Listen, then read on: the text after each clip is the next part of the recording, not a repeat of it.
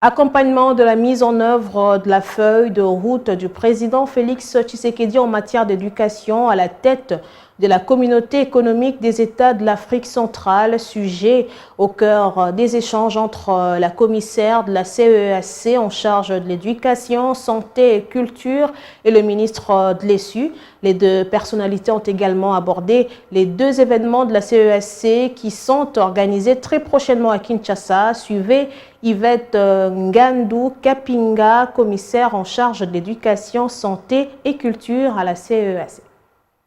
J'ai eu il y a quelques jours une rencontre avec ses confrères des autres secteurs et c'était important que je puisse également le rencontrer pour qu'il puisse s'approprier la feuille de route qui a déjà été présentée à son Excellence Monsieur le Président et qu'il puisse également apporter sa touche personnelle à la mise en œuvre de cette feuille de route qui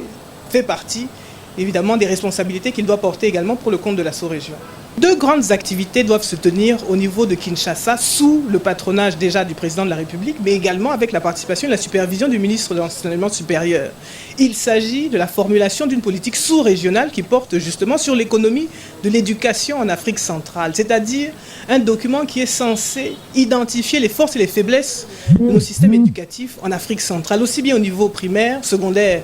et universitaire. Identifier quels sont les besoins en termes de compétences et des personnes, des fils et des filles de la sous-région qu'il nous faut former d'ici 2025 pour pouvoir relever les grands défis de l'intégration sous-régionale et du développement. Ça, c'est déjà une première préoccupation que nous avons évoquée avec lui et qui fera l'objet d'une grande réunion qui se tiendra ici en Kinshasa sous sa supervision. Il y aura également tout au long de cette année une autre manifestation qui nous permettra également de rassembler les recteurs,